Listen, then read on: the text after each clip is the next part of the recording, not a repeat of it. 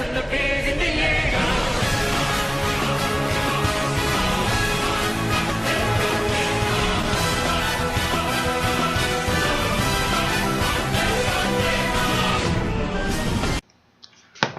everyone, this is Phil Numba, and today we shall be talking about E3 pre-E3 2014 predictions.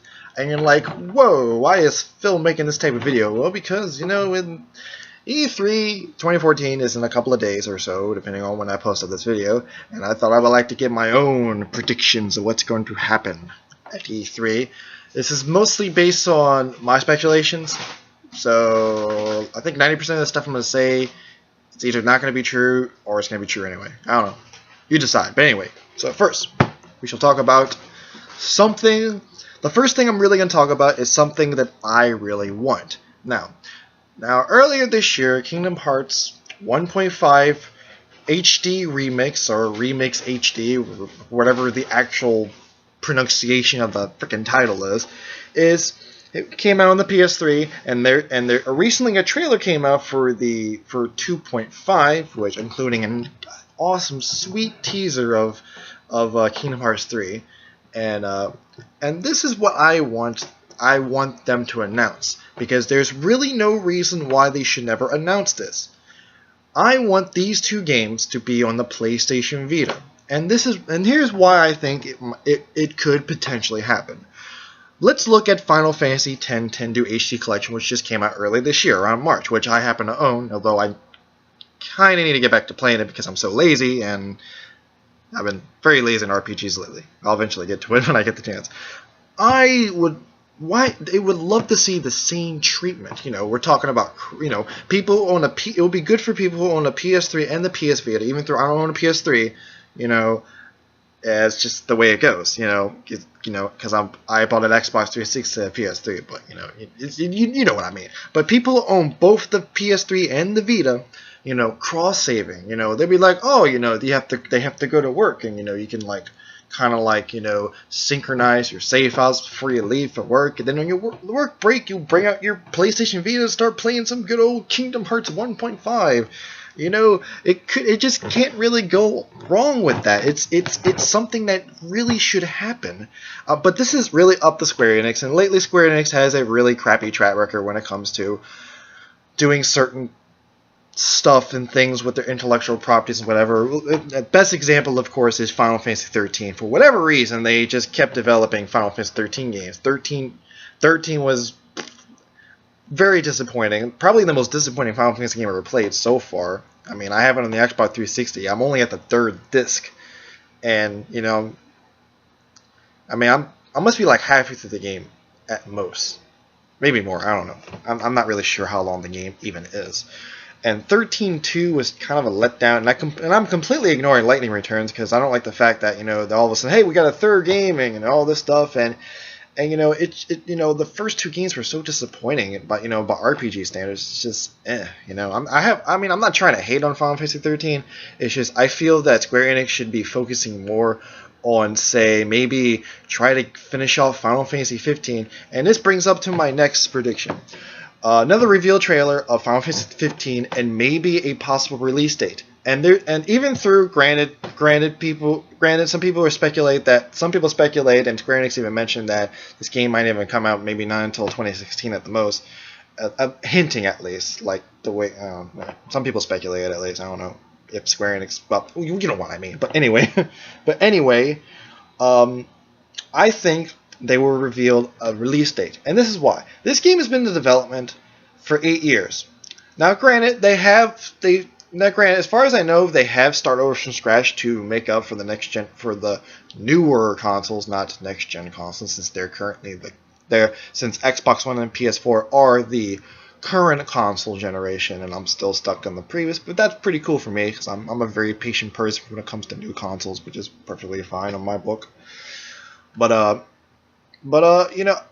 would like to see a release date, because especially the way they show Final Fantasy 15 trailer, including, because they actually it showed a bit of gameplay too. It didn't just show CGI cinematic cutscenes. There was also a bit of gameplay, and it's been over a year ago. It's been nearly a year, not over a year, nearly a year, since they revealed the trailer. And you know, it's like this game's got to be almost finished. This game's been like way in development for way too long. This game has been in development since 2006. You know what? You know where I was doing in 2006? I was in high school. Yes, I was in high school. I was 18 at the time. I'm freaking 26 years old. That's just insane. It's just as bad as hearing about Duke Nukem at the age of 8, and then finally Duke Nukem Forever comes out all of a sudden in my 20s. Even though the game is for the most part mediocre, but you know, I do have a guilty pleasure of actually liking the game, which is kind of weird, but that's a whole different subject I might end up discussing in the future.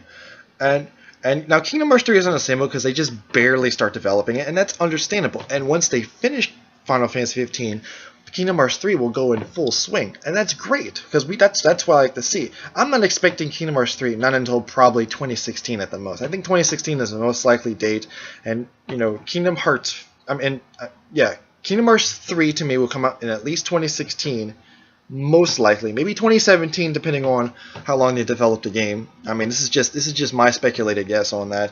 And then Final Fantasy 15 will most likely come out next year. That is my prediction. That's why I'm kind of hoping they'll reveal it at least. And okay, so in other news, my next prediction. Now, there's been rumors going wrong that there is a new 2D Metroid game coming out for the 3DS. And I cannot stress enough that this is a needed thing, in my personal opinion. The last time we had a 2D Metroid game was Metroid Zero Mission for the Game Boy Advance back in 2004. 2004. I was 16 when that game came out. I was hyped for that game. I was hyped when they made a remake for Metroid, because the original Metroid is like one of my all-time favorite NES games. Period. It's like I used to play that game so many times compared to Super Mario Bros. 3, Dragon Warrior, or Dragon Quest as it's known in Japan. I mean, those are just a few like NES games I overplayed a lot in my childhood. Like it was a great game. It was truly great, and the difficulties, and there were even the difficulty settings. Hard mode was actually hard in Metroid Zero Mission.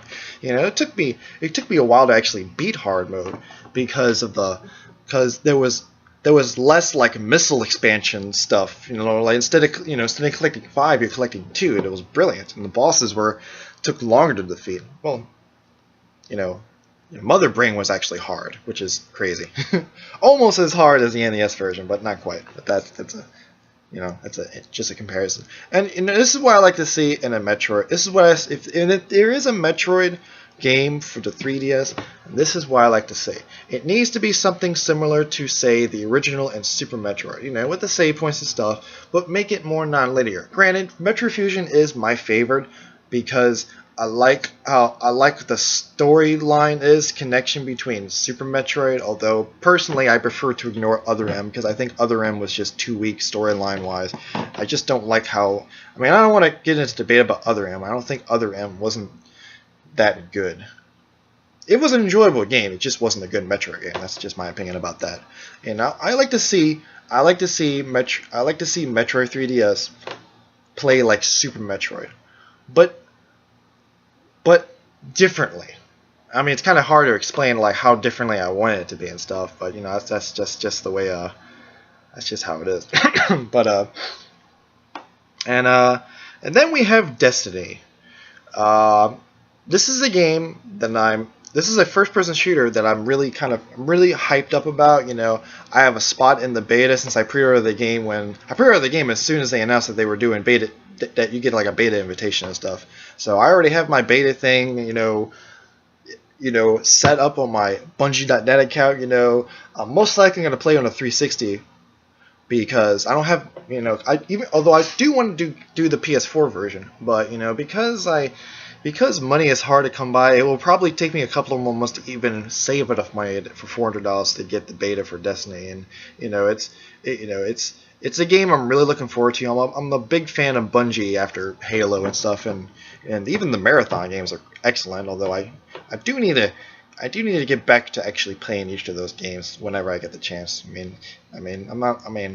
My attention span for trying to play through an entire game has kind of been limited due to being distracted by other games and stuff. But it's just the way it is. I'm a busy person, having a job, having a wife and all this goofiness, well, no kids yet, but why I'm talking about my personal life? We're talking about E3, for crying out loud. And let's see, anything else before I start this? Well, since I started playing Dark Souls 1, there's actually a new Souls game coming out for the PS4 and Xbox One called Project Beast. Chances are it's either going to be called Dark Souls 3 or Demon Souls 2 or Beast Souls. Most likely, I think it's going to be called Beast Souls. So anyway, this is Phil Numba. I'm going to end this. Tell me what your thoughts about the game in the comment section, and let me know what you think's going to come in E3, and we'll see what happens. And then after E3 is over, I'll make an analysis. I'm going to think about making an analysis for each of the 3 companies and stuff. So this is Phil Numba signing out, and get hyped for everything.